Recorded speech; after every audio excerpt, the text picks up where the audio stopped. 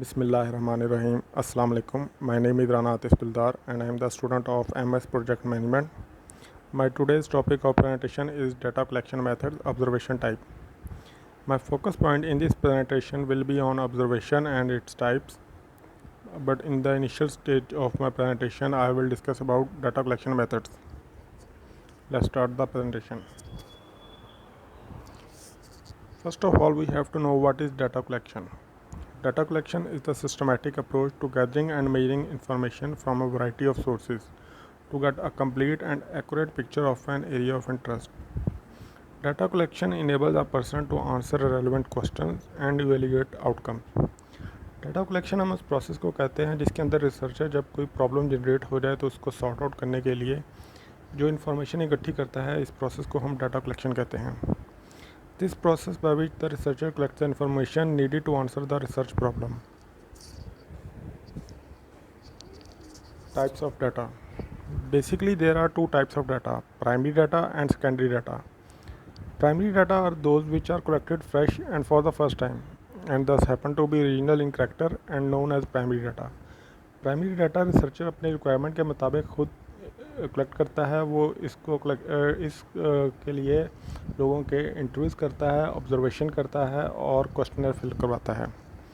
Secondary data are those which have been collected by someone else and which have already been passed through the statistical process are known as secondary data.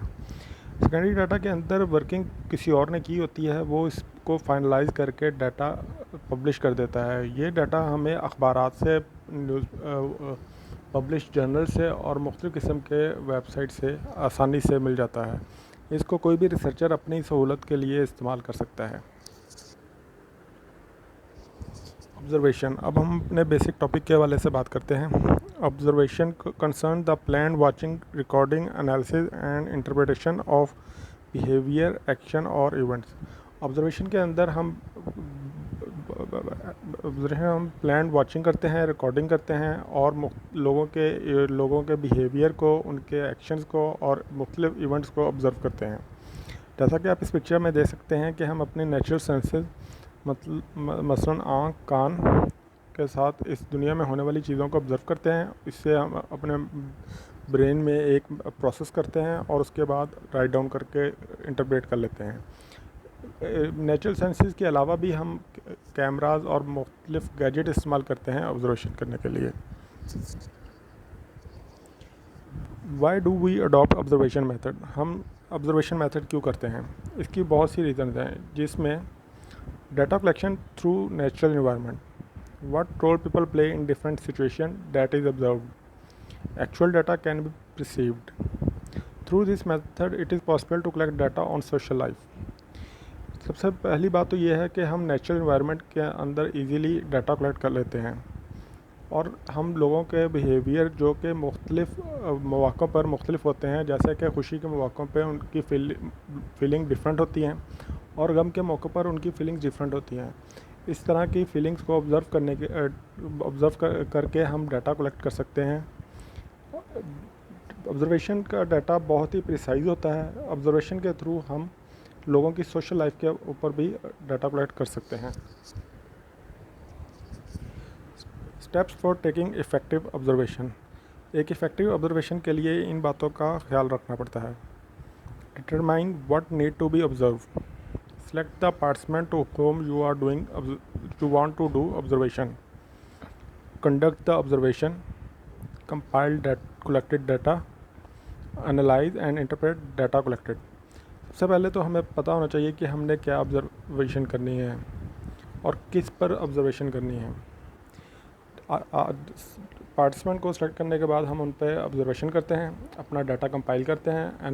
Analysis के बाद हम अपना data interpret कर लेते हैं. Types of data. These are the types of data which we will discuss in our presentation.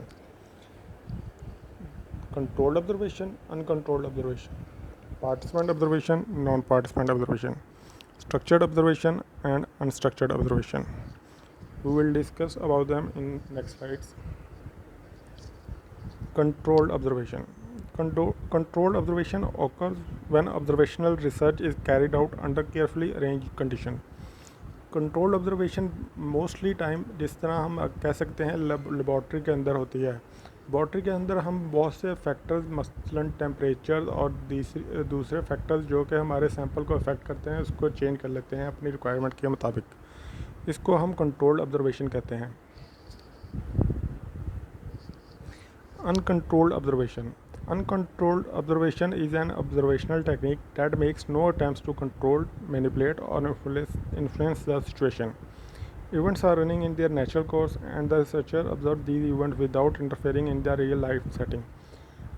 जो uncontrolled observation होती है वो रियल लाइफ में होती है। इसके अंदर रिसर्चर किसी भी किस्म की मैनिपुलेशन नहीं करता। वो जिस तरह का डाटा भी उसे नेचुरल इन्वायरमेंट में मिलता है वो उसे कलेक्ट करता है और अपनी रिक्वायरमेंट के मुताबिक इस्तेमाल कर लेता है। Participant observation. In participant observation the researcher gather data by participating in the daily life of the group और ऑर्गेनाइजेशन अंडर स्टडी। जैसा कि इसमें लिखा हुआ है कि जो रिसर्चर होता है वो डाटा कलेक्ट करने के लिए पार्टिसिपेंट के साथ शामिल हो जाता है, खुद पार्टिसिपेंट बन जाता है। जैसा कि आपने एक नेशनल ज्योग्राफिक पर शो देखा होगा जिसके अंदर एक साइंटिस्ट लोगों के बारे में इंफॉर्मेशन हासिल करने के लिए मुख्तलिफ़ कबाइल का रूप धार लेता है, में शामिल हो जाता है और उन्हीं जैसा रूप धार लेता है। तो इससे वो अपना डाटा उन लोगों को ऑब्जर्व करके अपना डाटा कलेक्ट करता है और वो एक वीडियो बनाकर हम सबको अपना रिसर्च शेयर करता है। Non-participant observation. In the case of non-participant observation, the researcher is never directly involved in the action of actors, but observe them from outside the actor's visual horizon. इसके अंदर भी जब ऑब्ज़र्व कर रहा होता है तो वो लोगों के साथ घुलने मिलने की बजाय उनसे एक दूरी इख्तियार करता है और वो लोगों को ऑब्ज़र्व करने के लिए मुख्तलिफ़ किस्म की गैजेट्स इस्तेमाल करता है जिसमें कैमरास और मुख्तलिफ़ किस्म के वीडियो कैमरास और साइंसी आलात शामिल होती हैं। वो इनके थ्रू लोगों को ऑब्ज़र्व करते हैं। इसकी सबसे बड़ी मिसाल जंगलात के अंदर ख़तरनाक जानवरों को ऑब्ज़र्व करने के लिए जो गैजेट्स इस्तेमाल होती हैं वो इसकी ताकि उन जानवरों को ऑब्ज़र्व किया जाए, ये इसकी सबसे बड़ी मिसाल है। Structured observation. When the observer has a predetermined set of categories of activities और phenomena plan to be studies, it is structured observation study. Structured observation के अंदर जो रिसर्चर होता है वो उसने पहले से ही अपने प्री डिटरमाइंड सेट्स बनाए होते हैं, रूल्स बनाए होते हैं, टेक्निक्स बनाई होती हैं ऑब्जर्वेशन के लिए। इसलिए जब वो ऑब्जर्वेशन कर रहा होता है तो वो उन्हीं को बुनियाद बनाकर अपना डाटा कलेक्ट करता है। Unstructured observation. This is not a systematic and unplanned observation. Actively participant by the researcher staying with the observe group और people for a specific period of time. The researcher mix with groups और the people and collect data. इसके अंदर जो researcher होता है उसने कोई rules define नहीं किए होते। वो जब ऑब्जर्वेशन कर रहा होता है लोगों की, वो लोगों के साथ घुल मिल जाता है और डाटा कलेक्ट करता रहता है। इसके अंदर कोई सेट ऑफ रूल्स फाइनल या डिफ़ाइन नहीं किए होते। Advantages of observation. Following are the advantages of observation. First is simplest method. It is a very simplest method.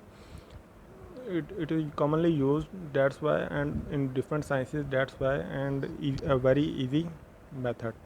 Useful for framing hypothesis. हम अपने हाइपोथेसिस को फ्रेम करने के लिए इसका इस्तेमाल करते हैं। ग्रेटर एक्यूरेसी, क्योंकि हम नेचुरल इन्वायरमेंट में अपना डाटा कलेक्ट करते हैं और ऑब्जर्वर ख़ुद वहाँ पे अपनी मौजूदगी में वो डाटा कलेक्ट करता है, इसलिए इसकी एक्यूरेसी बहुत ज़्यादा होती है। यूनिवर्सल मेथड, क्योंकि ये बहुत सारी साइंसेस के अंदर इस मेथड को यूज़ किया जाता है, इसलिए इसे यूनिवर्सल मेथड भी कहा जाता है। Observation is the only appropriate tool for certain cases. जैसा कि आपको पहले भी बताया है, जिस तरह के जंगल के अंदर ख़तरनाक जानवरों की ऑब्जर्वेशन करने के लिए हम वो नॉन पार्टिसिपेंट ऑब्जर्वेशन करते हैं, ये बहुत ही ज़रूरी होता है क्योंकि ये रिसर्चर के लिए ख़तरनाक भी हो सकता है खुद वहाँ पे जाकर रिसर्च करना। Independent of people willingness to report, इसके अंदर लोगों की विलिंगनेस की ज़रूरत नहीं होती क्योंकि रिसर्चर लोगों के साथ घुल मिल जाता है और उनके साथ बातचीत और मुख्तलिफ मुशाहिदों के थ्रू वो अपनी रिपोर्ट बना लेता है। Limitless of observation. The first one is it is very expensive. इसके अंदर जैसा कि आपको मालूम है कि रिसर्चर को या ऑब्ज़र्वर को एक दूर दराज इलाके में जाना पड़ता है, वहाँ पे उसे ट्रैवलिंग की कॉस्ट पड़ेगी और वहाँ पे रहने के लिए भी बहुत ज़्यादा मसाइल होंगे जो कि वेरी कॉस्टली होंगे। तो इस तरह से ये रिकमेंड भी कम ही की जाती है। स्लो इन्वेस्टिगेशन टेक्निक, ये बहुत ज़्यादा टाइम टेकिंग जॉब है। छोटी सी रिसर्च के लिए भी बहुत ज़्यादा टाइम लगता है, जिसकी वजह से ये this is one of the disadvantage of observation. इनएडिक्वेट method, बहुत से साइंटिस्ट इसके अलावा दूसरी रिसर्च को भी कहते हैं कि वो भी साथ की जाए, ये इनफ नहीं होती observation. Difficulty in check validity, observation की वैलिडिटी को चेक करना बहुत मुश्किल काम है, क्योंकि मुख्तलिफ टाइम्स पे मुख्तलिफ प्रॉब्लम्स होती हैं, मुख्तलिफ सोर्सेज होते हैं, जिसकी वजह से रिज़ल्ट डिफरेंट आते हैं। इस वजह से इसकी वैलिडिटी को चेक करना बहुत मुश्किल काम है। Personal biasness of the observer, इसके अंदर एक सबसे बड़ा जो इशू हो सकता है वो पर्सनल बायसनेस ऑब्ज़र्वर की, क्योंकि ऑब्ज़र्वर इसके अंदर खुद ही डाटा कंपाइल कर रहा होता है और उसको कोई चैलेंज भी नहीं कर सकता। Thank you, this is the end of my presentation, I hope you like it. अल्लाह हाफिज़।